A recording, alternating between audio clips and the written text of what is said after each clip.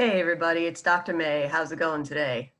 All right, so today we have a really important topic. This is part of interpersonal effectiveness, and this is all about self-respect. Okay, it's something we probably all could do a little better at, and so I'm going to go over what DBT has to offer us for that one. Okay, and we probably could even do some supplemental videos about this, just because there's so much to it. But I'm at least going to give you an overview, of for today. Okay, so quick review, interpersonal effectiveness. All right, so these are skills that have to do with keeping good relationships, for getting what we want or getting our needs met, and for finally keeping self-respect while we're doing all those things. So today we're going to focus on the self-respect angle. All right, so here it is. All right, so self-respect. So DBT's acronym for this, because there's a lot of acronyms in DBT, is FAST. Okay, so it involves being fair, no apologies or no overly apologetic behavior, sticking to our values, and being truthful. All right, so let's hash this out a little bit more. So first, one way to self-respect is to be fair, especially to ourselves and others. Okay, but especially to ourselves because this is self-respect, right? So for example, dialectically, we can remember that it's never all my fault or all your fault, right? So if something wrong happens, sometimes we tend to be quick to take all the blame. Oh, it was all me, and I'm so sorry, and look what I did, and I'm such a bad person, and I always screw things up, and we go down that road, okay? But that's not very fair to ourselves because everything has multiple causes. So I played a role, maybe you played a role, maybe some other circumstances played a role. So taking all that into account is much more of a wise mind thing to do, and that's much more fair than just taking it all on myself, okay? So if I keep doing that, it's just diminishing my self-respect, not increasing my self-respect. All right, so another thing we could think about, for example, is I could balance my needs and your needs, okay? I don't have to necessarily just give all the time, or take care of everybody else and neglect myself. I could, take care of myself too, while I'm also helping other people. And in fact, when I take care of myself, I'm in a better position to have more to give to others. So it's only fair that we do some self-care, okay, and incorporate that into our routine. All right, so being fair is also remembering, like, I'm not perfect, I'm only human, and that's okay, right? I have good points and bad points. I have flaws and I have some highlights, and that's fair. That's only human, and that's all we're expecting from everybody, just to do our best. Remembering that love is give and take, that I shouldn't be the only one investing in a relationship and working really, really hard at it. That's not very fair to myself. That I should be in relationships with people that also care for me back and also put effort into a relationship, right? So that's being fair to myself and the people I'm choosing to have relationships with. And finally, of course, don't beat yourself up. It's not fair to take on all the blame, like we were saying before. Okay, so watch that inner critic when it starts getting going, okay? We gotta say shh every once in a while. All right, so A, no overly apologetic behavior. So this is something we could change in terms of something of actually our actions. Okay, I'm tripping over my words here, but we can notice and be mindful of when we keep apologizing for things you don't need to apologize for. I mean, this is not to say that when you're wrong and you actually did something that was offensive to somebody, or you did something that actually was wrong, that in those cases you should apologize. Okay, that's only fair, talking about fair. But sometimes we have a tendency to apologize for things that weren't really wrong, just because maybe we're afraid of the other person's reaction, or we're trying to preempt an attack from the other person. So we're like, oh, I'm sorry, right? Or we say, I'm sorry, when we need to say something else, which we'll go over in the next slide in a second. But just to give some examples here, so try not to apologize for basic things like, I'm sorry, I'm hungry, or I'm sorry, I have to go to the bathroom, or I'm sorry for being alive, I'm sorry for taking up space. Can you feel what that feels like when you say that? It's like your self-esteem is just diminishing on the spot, okay? And if you keep practicing saying stuff like that, how are you ever gonna feel good about yourself, okay? And you also don't need to apologize for being imperfect. Just like in the fair skill for the F, we talked about we're all human, right? So being human means being imperfect. So you don't have to apologize for being imperfect. If your mistakes caused a problem for somebody, you could apologize for that. But just for the fact that you're human, you don't have to apologize. Okay? You also don't have to apologize for disagreeing with somebody because everyone's entitled to a different opinion. And we don't always have to agree. And you don't have to apologize for asking for something, right? We're not all expected to do everything on our own. We do need help sometimes. We might have to put some people out sometimes, just like they put us out sometimes. That's just what it's like to be in an exchange in a relationship, right? So we have to remember that. Watch ourselves when we do this over apologetic thing. All right, so I found this cartoon online and I really like it, so I wanted to share it with you.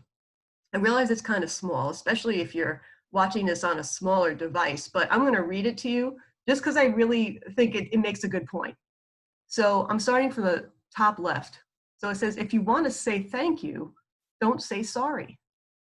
If you want to say thank you for your patience, don't say, sorry, I'm always late. All right, see how that goes?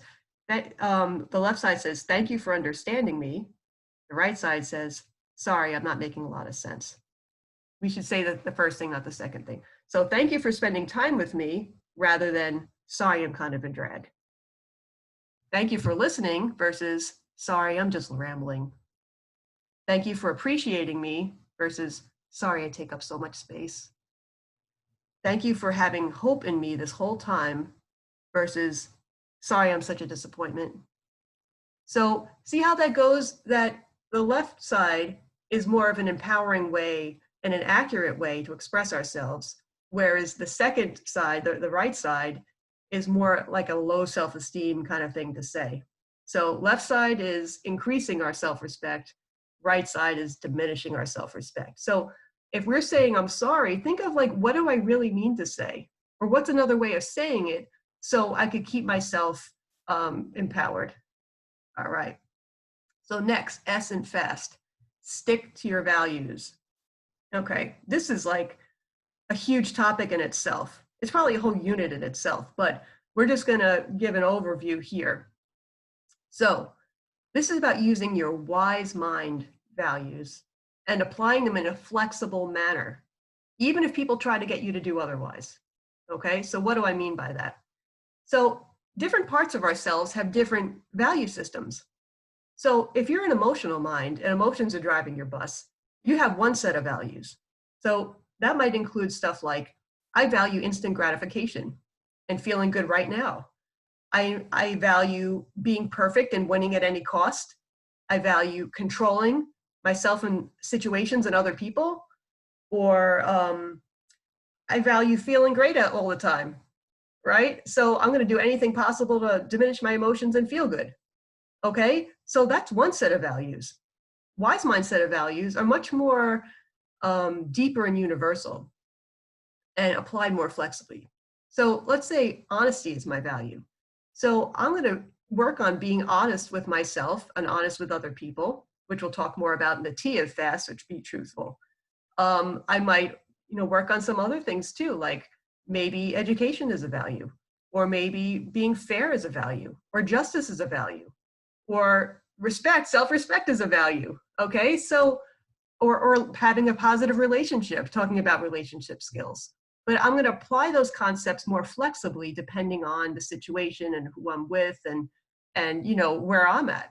Whereas emotion mind values might be applied in a much more black and white way. So for example, it might be very rigid about who's good and who's bad, or who's right and who's wrong, or what disrespect looks like and what respect looks like, right? I might be kind of rigid in the way I see things. Whereas in a wise mind, I'm kind of seeing in a deeper, more universal way and kind of keeping those general overarching values with me across different situations and trying to apply them consistently. So integrity is when my inside values and my outside behavior match. All right, so that's about sticking to your values. All right, sometimes this could be a big challenge because you may abandon your wise mind values once you get into emotional mind. Or if you're so fixed on winning approval from somebody or getting something you want, you might throw your values out the window just to get your needs met, okay, or just to get that approval. So we got to watch that. We have to really dig deep and think, well, what's really important for me? And how do I make decisions based on those things that are important to me? So that's a true wise mind way of living. Okay, that's really the participate here, like they talk about in the how skills, putting it into action, living your life that way. All right, so let's keep going. Be truthful. So number one, we have to be honest with ourselves. So first, you have to be mindful of what's actually there. So we have to be willing to look instead of just block ourselves from ourselves. It may be parts of ourselves we don't particularly care for, and we just try to block them out or not look at them or engage in target behaviors to distract ourselves from them. But we have to be willing to observe and look with our eyes open at the whole of who we are. So the journey toward wholeness and health and self-respect is about seeing all the different parts and then treating them with radical acceptance and love and self-kindness. Okay. So we got to tune into what we're thinking, what we're feeling, what we're experiencing, what our memories are, what our mistakes were, and really kind of admit it to ourselves. I heard a quote once, and they said the first part of acceptance is not I accept, it's I admit. So you have to admit what's going on with you before you could accept it. Okay. And once you're more truthful and clear about yourself, you could also then bring that to your relationships and be more honest with your experience when you're with other people, and not to distort your truth just to win a relationship. So, or get the attention you're looking for, or get some kind of thing that you're trying to get, right? So the truth and the honesty, in order to preserve your self-respect, needs to override certain other things. And you have to be willing to give up other things to keep your integrity and not sell yourself out, okay? Because when you start selling yourself out, it's what they call like a prostitute archetype, that you're going to sell out your soul in order to get your needs met. It's a survival type of a mechanism, okay? So it takes a lot of courage to be truthful and to, align yourself with the truth as you're making your decisions and as you're going through your interactions.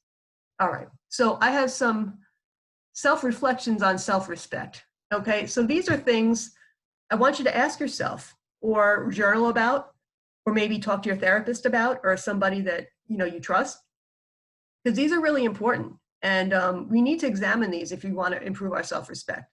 So one, how do I keep my self-respect even if other people don't like it, or it means not getting something I want, right? So instead of selling out to accomplish these things, how do I have both? It really is possible, but you have to examine that. Next, when do I feel pressured to abandon my self-respect, and why? Why can I keep it sometimes, and then other times I feel like I could just throw it out the window just to get something, okay? 3, do I feel worthy of exercising self-respect? Why or why not? Was I always growing up being told that I'm not worth it and I'm holding on to that?